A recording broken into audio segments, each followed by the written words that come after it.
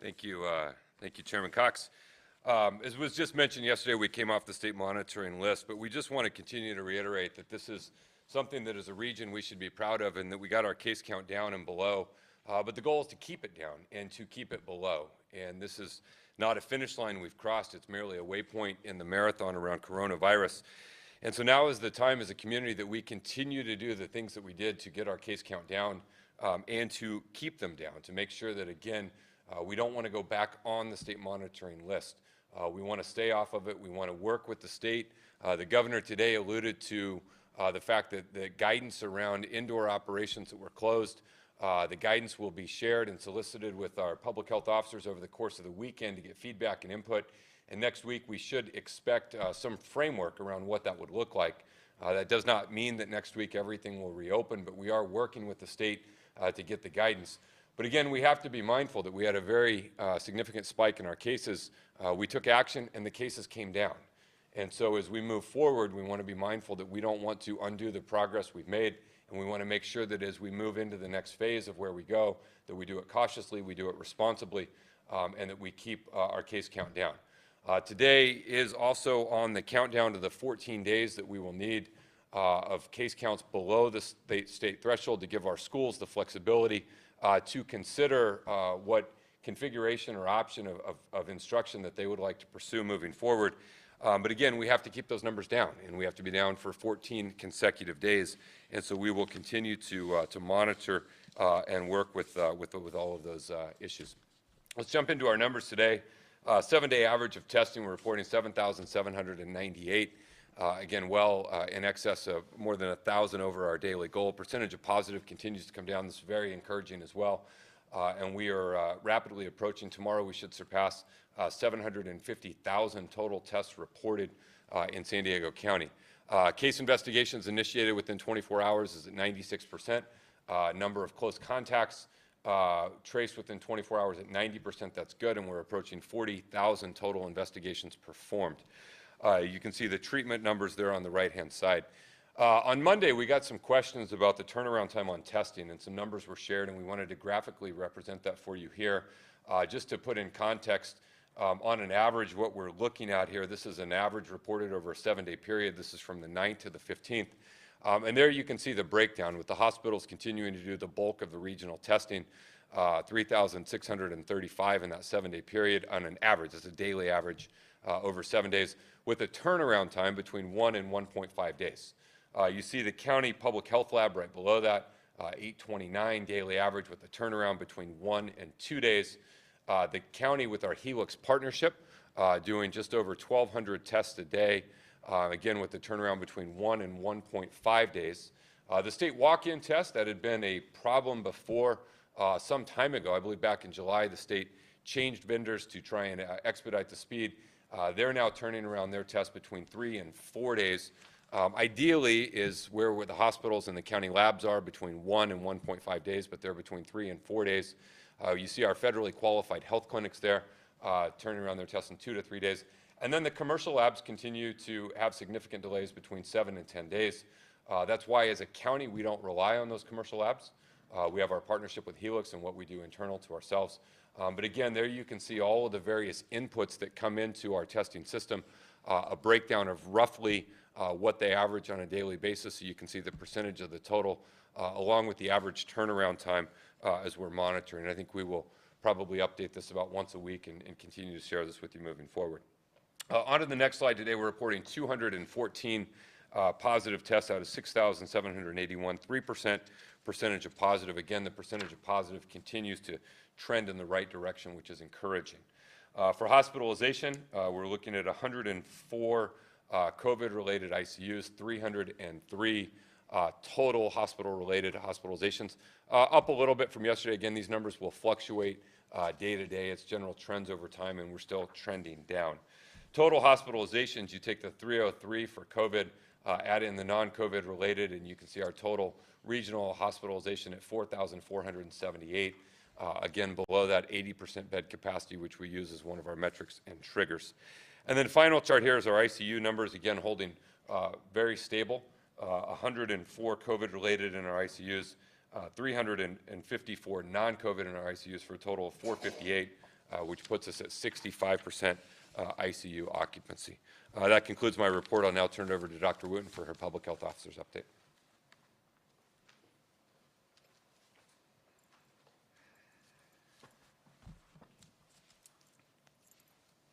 Thank you, Supervisor Fletcher, and welcome everyone to today's briefing. Our global, national, and state statistics are based on data that we retrieve daily from the Johns Hopkins dashboard, and this information was obtained today at noon. Our local statistics for San Diego County is generated through reports that come into our epidemiology program, and we report every day for data that has come in by 11:59 on the previous day. Today, there is a total of 35,376 cases, which is 214 more cases than reported yesterday, and this is a slight increase in new cases since yesterday's report of 202 cases. The overall total number of cases includes 638 deaths. 5 new deaths were reported since yesterday. The age range is unchanged at 3 months to 102 years of age. The age group from 20 to 49 years of age remains at 59% of the entire total, and that is 20,805 cases. For gender, 51% of our total number of cases are female, 49% are male, and there's still 108 individuals where there is no gender information provided. And also, 2,916, or 8% of the cases, have been hospitalized, and of that hospitalized number, 723 have been admitted to the ICU. This represents 2% of the total number of cases and 25% of the total number of those hospitalized. The next slide reviews COVID-19 demographics related to hospitalizations. Of the 2,916 hospitalizations, the age group 50 years of age and older makes up the predominant number of cases at 2,068, or 71%.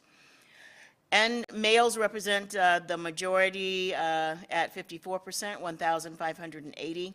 Hispanics and Latinos represent the majority at 62%, which is 1,676. In our next slide, going further on reviewing our deaths, the total number is 638. This represents 1.8% of the total number of cases and is also our county's case fatality ratio. Of the deaths, 275, or 43%, are female, 363, or 57%, are male.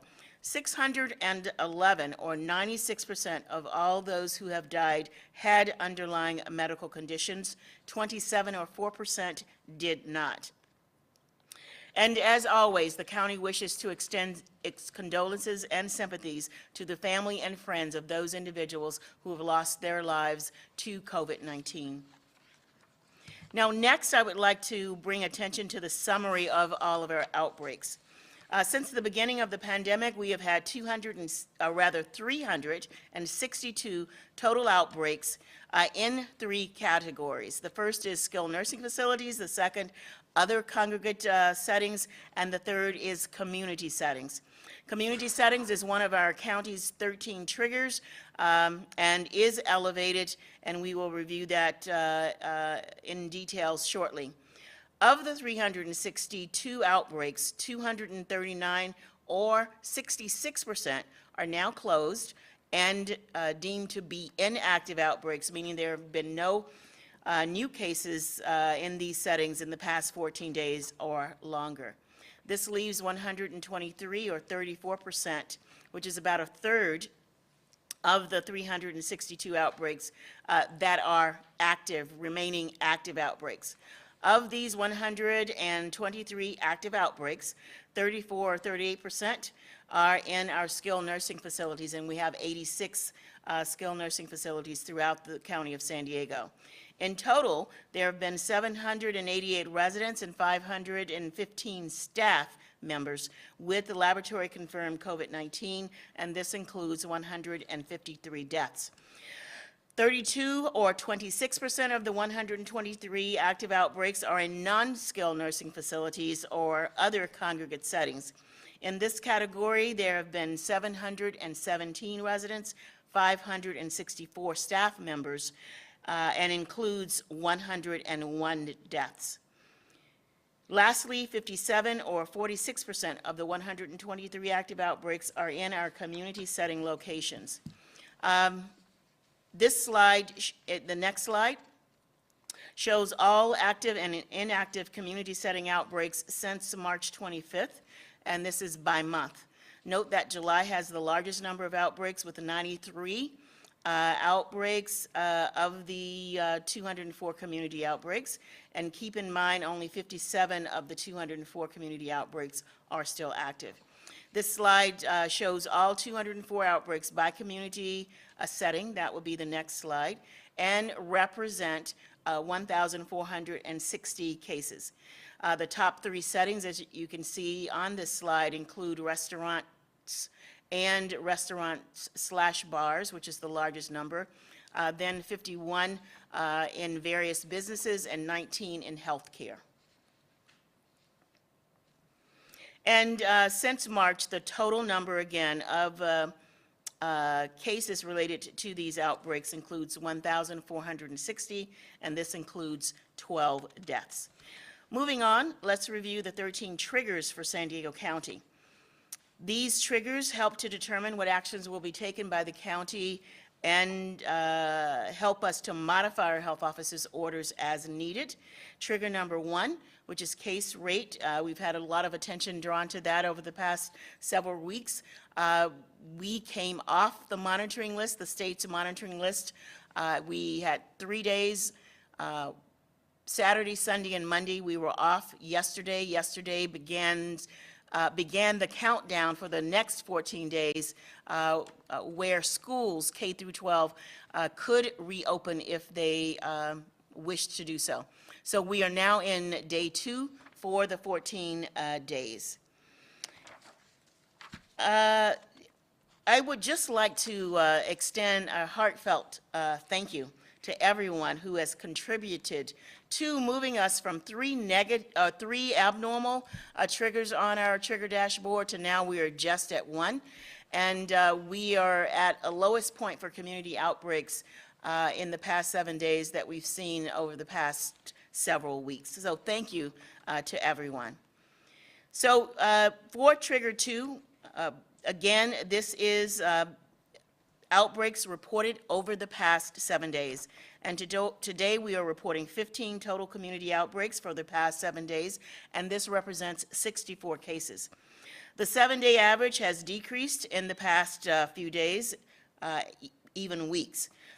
Today, in the next slide, this is just our overall, for the last 7 days, you see on the right side, that represents our 15 outbreaks. And in the next slide, it shows the most current or new community outbreaks, and there are 2 that were reported today, 1 in a business and 1 in a restaurant only. In the next slide, overall, there's another slide that's missing, but this is, if you can go back, one more. This one. This slide is shows the 15 outbreaks in the various settings, and you can see here that we have 6 in businesses, 2 in food processing facilities, 2 in grocery/retail locations, 2 in restaurants only, 2 in restaurants/bars, and 1 in a healthcare facility.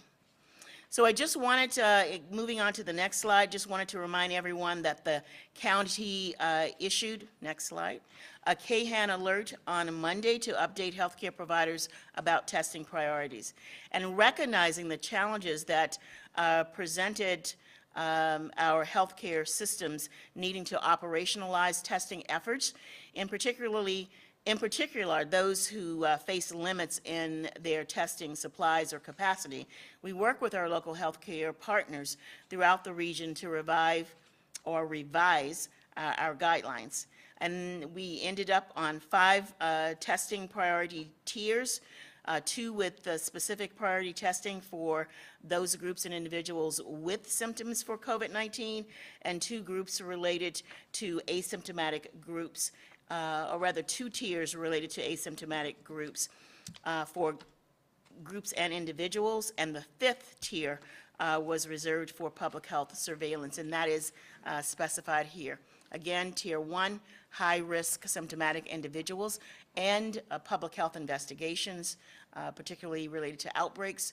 Tier 2, other symptomatic individuals in hospitals and procedure testing. Tier 3, asymptomatic individuals from high-risk settings and close contacts. And Tier 4, asymptomatic high-risk individuals. And last, again, Tier 5, public health surveillance. Now, to give you a preview for next week's briefing, we will be unveiling an update on the county website regarding COVID-19 by race and ethnicity, all in one location. So currently, there is data information related to cases, hospitalizations, and deaths, all in one location. And then on Monday, we will share testing, staffing, and geographic data by race and ethnicity. Lastly, in closing, I want to reinforce that every and each one of us has a role in our regional success to get through this pandemic. And I'd just again like to thank all of you for what you have done to get us to where we are today. It is great to see the innovative and proactive ways that our businesses have responded to the state's orders. Keeping up the momentum will necessitate that all of us follow these strategies that are outlined here in this slide. This includes washing your hands and promoting frequent sanitation practices, staying 6 feet apart from others, wearing a face covering, avoiding crowds, and lastly, staying home if you are sick. Now, please welcome back to the podium Chairman Greg Cox. Thank you.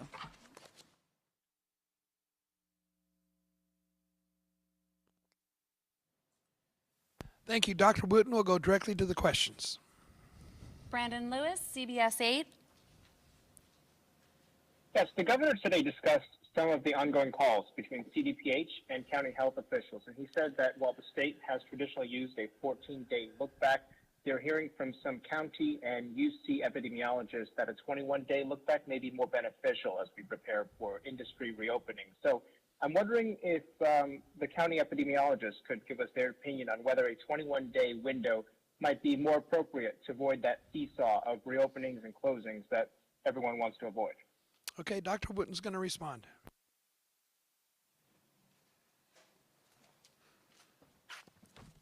Thank you for the question. And the 21-day going forward and before any actions or additional actions are taken is certainly reasonable. As you recall, in July or June, when businesses first opened up, that was the guidance that we received from the state. So as the governor stated yesterday, CDPH, California Department of Public Health, will be working with local health departments to figure out what guidance will be issued over the next several weeks. They have not landed on a specific strategy as of yet, and we will continue to work with the state to determine what we land on as that is related to what businesses open up. Thank you. Thank you. Could you just expand just quickly on you said the actions are reasonable for the 21 days, just why that was based on what you saw in June? Well, the incubation period, when we show our epi curve, we state that in that last 14 days, we know that more cases will occur. So that helps us to wrap our arms around how many more cases actually will occur. But you need to have that 14 days and then an extra week to do the analysis to look at where we are. So 3 weeks is a reasonable time period to assess and look back what's happened where we are now. Thank you very much.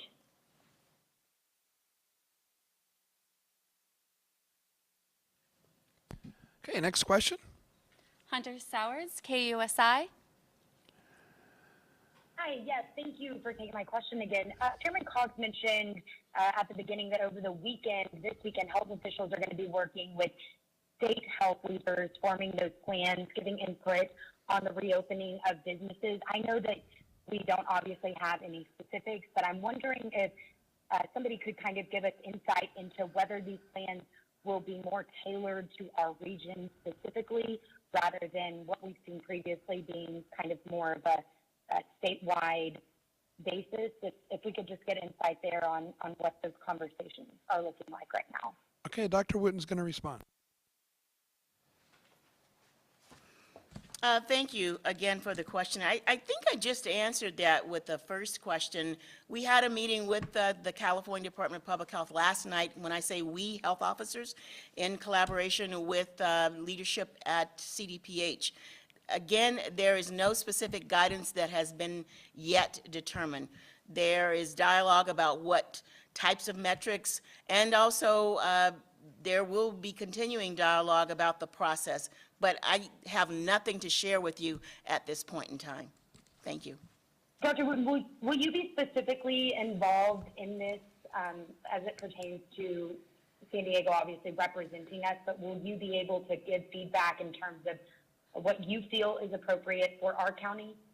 As I just stated, I was on a call with the state last night as the health officer of San Diego County, and health officers across the state have the opportunity to provide and give feedback based on a request from CDPH. So as health officer, that's my role, and we will continue to do that. Is there something specific that you are hoping for in these conversations in terms of getting clarity for these businesses? You know, when we have the sector calls, I keep telling people you can ask the question 100 different ways and I'll give you the same answer. I don't have any additional information for you right now because there has not been any specific strategy or metrics that the state has landed on. They are right now gathering feedback from the health officers across the state, and that's where we are. So we had a meeting last night to give feedback to metrics. There was discussion about that, but there is nothing that's definitive. We are now with the health officers in a discussion mode. So there are no specific guidance that is yet available that will be released to the general public. When we get that information, you will know it, and actually the governor will release it in his briefings, and then we will also share it here. Thank you. Thank you. Okay, next question. Taryn Mento, KPVS. Yeah, hi, thank you. I just wanted to ask about the waivers for the elementary schools. I see that 7 are on the website. Is those the first 7 that have been approved? And are we expecting more to come this week? Okay, Dr. Witten's going to respond.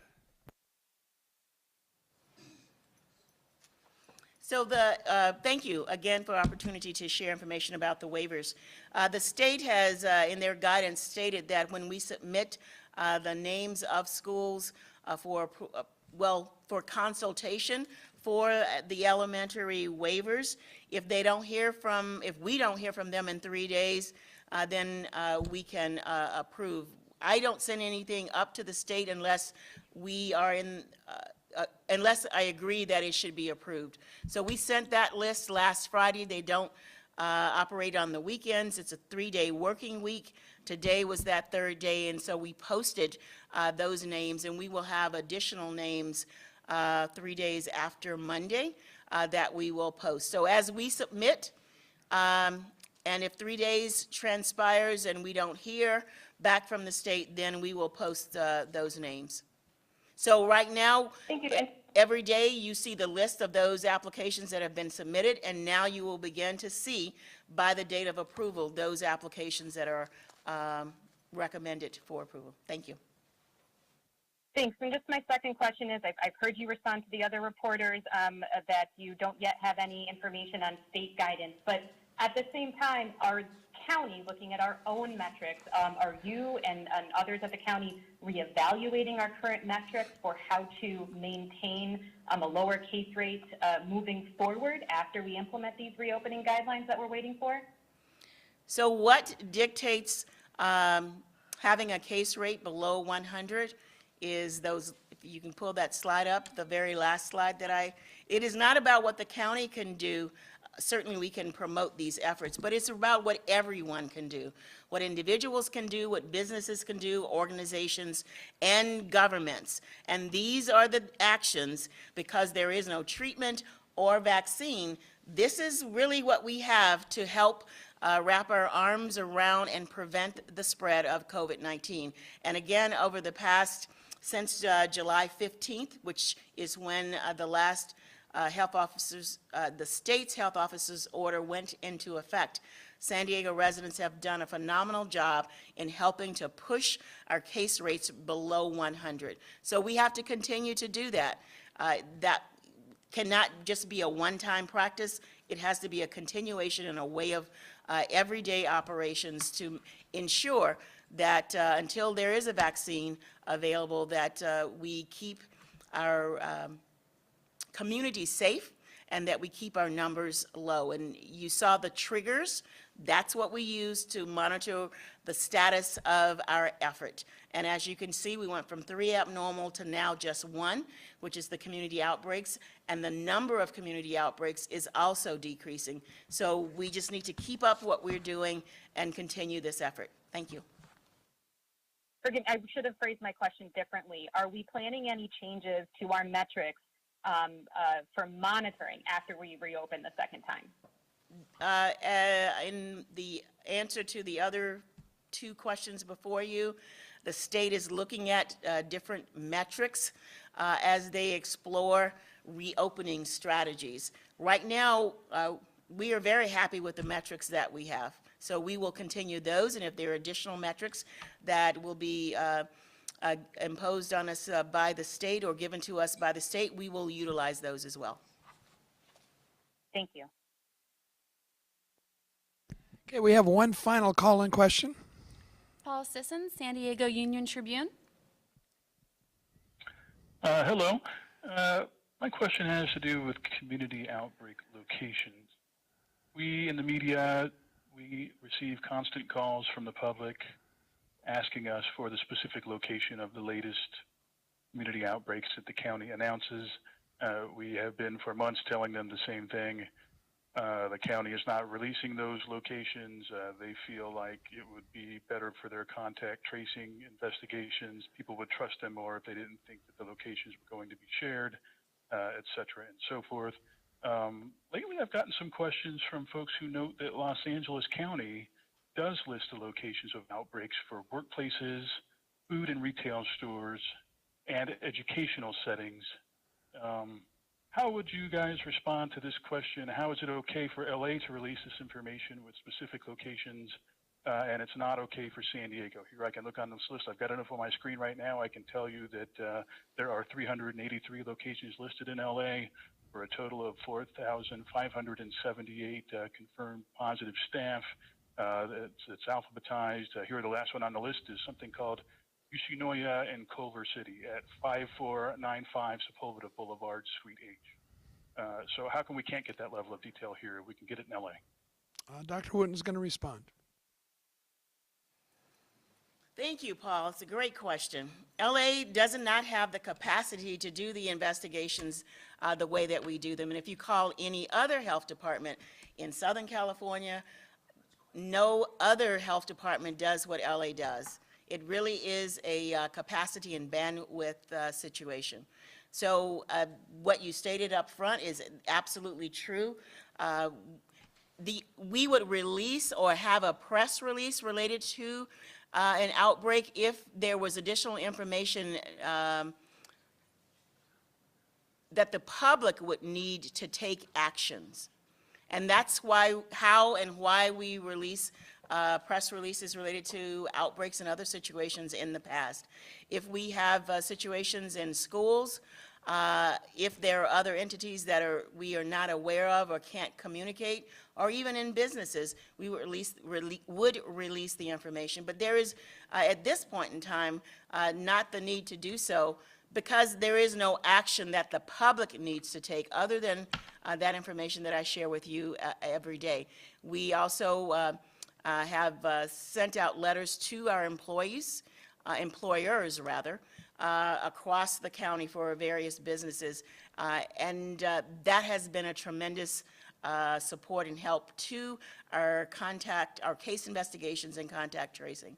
But at this point, just to put the names of the outbreak locations on the website, there is no action that the general public additionally would need to take. That's why we release information when there is an action that an individual or the public could or should take in order to help us identify others that have been exposed that may not know it. And Dr. Wooten, what I hear from the public is, I have a right to know this. I have a right to use information to direct where I go if I want to go get some takeout, or if I want to go buy some groceries, or if my kid is going to school. And especially now that we have some universities locally opening up and thousands of kids coming in from all over the country, we're starting to hear from some parents who want to get a good sense of whether the campus that their kid has returned to has active outbreaks going on, and they're a little surprised to see that they can't really discern that from the county information. So how do you balance that in terms of just the public's desire to know and feeling like that, that they need to advocate for themselves in this environment where we have an invisible disease that's spreading among us? So, Paul, I know you're asking San Diego, but again, no other county does this but LA. And number two, the virus is widespread, so people should not get false complacency. Assume that the virus is widespread and practice all of those strategies that I share with you every day. That's what people have to do. Assume that everyone has COVID-19. So that's my advice. Not only to parents that are sending their kids from out of state, that's my advice for everyone throughout the San Diego County and throughout the state and throughout the nation. And just to make sure I understood what you said before, your sense of why Los Angeles is publishing this information is that they don't have the capacity to investigate every positive test? Is that correct? They don't, well, I would encourage you to talk to the health officer, Dr. Montu Davis, in the Los Angeles County. But that is one of the reasons that they post all of those results. Thank you. Thank you. That completes the call-in questions. We have a few texted questions. The first one happens to deal with contact tracing, and Supervisor Fletcher is going to respond. Okay, this first question is from Jill Castellano from iNewsSource. She says, it's my understanding that the county contact tracers try to reach out to every person who tests positive for COVID-19 and then follow up with their close contacts. However, we spoke with a family that said they were never contacted by the county when their dad tested positive for COVID. They insist nobody from the county called the dad or anyone in the family. Why might this be? Does the county not have enough contact tracers to reach out to everyone testing positive? Thank you. Thank you for the question. The aim is certainly to reach out and contact every positive case that comes into our system. We're at close to 40,000 case investigations that have been initiated. And we have enough staffing, as you can see on our daily reports. We're reaching contact with 96% of the new ones within 24 hours. Without knowing the specifics of this individual person, it'd be hard to speculate. There are a number of reasons they could have not been contacted. They could have been bad contact information, a phone number that was transposed wrong on the form. It could have been that somebody reached out and the message didn't get conveyed or relayed if a message was left. It could be the type of test. If they had an antibody test, we only contact trace and case investigate PCR diagnostic testing.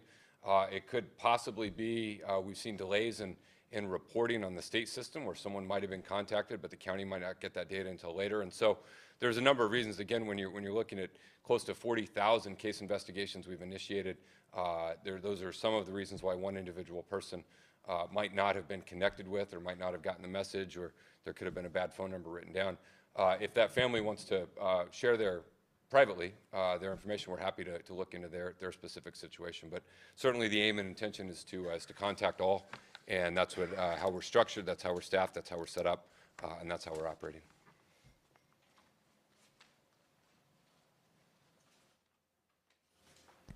This next question deals with a question in regards to whether there's been outbreaks at any of the casinos, and Dr. Wooten will respond. This question is from Cliff Albert from Kogo News. Have you had any outbreaks at any of the casinos in the county? And if not, are you surprised that there have not been any so far? Thank you for that question.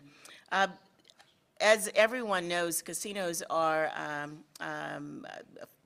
they operate under their own authority, under the federal government. And if there are individuals that are members of the San Diego community, we certainly do operate or investigate those cases. If they are staff, that is under the purview of the casinos. And so we work with the casinos, and to date, we have no specific outbreaks that we have reported or are reporting. Okay, this next question is from Julie Watson at the AP. Can you talk about outbreaks in restaurants, restaurant bars being main driver of community spread? Will this mean no indoor dining or further restrictions in the near future? Well, the rationale and reason for the restrictions from the state is because our numbers were increasing, and that is why indoor dining was restricted and moved to outdoor dining. Obviously, everyone should be aware, and as a result of our case rate decreasing below 100 per 100,000 population, that strategy worked. So again, until we get further directions from the state and whether other businesses and how those businesses will open up, that guidance again will come from the state. Thank you.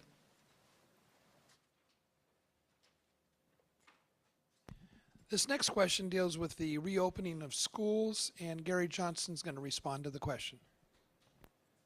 This question is from Saddam Aguayo at Univision, San Diego. While schools are closed, parents have started to look for alternatives such as learning pods. Alpine School District has announced that they will be organizing learning pods when school starts next week. Are districts or schools allowed to do this, and are there any restrictions? Thank you, and good afternoon, everyone, and a great question. We did first hear of Alpine School District's intent to basically have a plan for pods. We reached out today. I have not, myself and my team have not had the opportunity yet to review that plan, and we'll seek to do that. I can tell you that the state is looking at several options like pods, and we're expecting guidance from them, hopefully in the very near future. And so at this point in time, we'll reach out to Alpine School District, take a look at what they have, work with them, and then if we have any questions or areas where we need some clarification or guidance, we'll take it straight to the state and then go from there.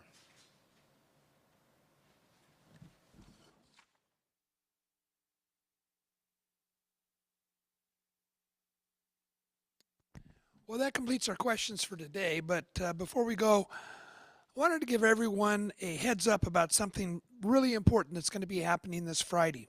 Friday is Census Day of Action, and this is organized by United Way of San Diego and a number of other organizations collectively working as the Count Me 2020 Coalition. The Day of Action kicks off at 5:30 p.m. on Friday with a virtual rally and panel of community leaders, and between 6 and 8 p.m. caravans will begin throughout the region. We know the pandemic is in everyone's mind and certainly top priority, but it's important that we get every San Diegan to fill out their census form. By completing the census, you help fund programs that serve our community, like preschools, healthcare, emergency services, and many, many more. To be counted today, visit my2020census.gov or call 844-330-2020. That's 844-330-2020. Just a reminder that we are not scheduled to hold another media briefing until next week on Monday at 2:30. We will update the media and we will update our coronavirus website at coronavirus-sd.com. Remember, we may be off the watch list, but let's not lose sight of our goal. It's up to us if we want to keep our schools open or get our schools open and end indoor restrictions. So continue to cover your face, maintain space for others, and avoid large gatherings. Stay safe, San Diego. Protect yourself and your neighbors and friends, and protect everyone else. Thank you.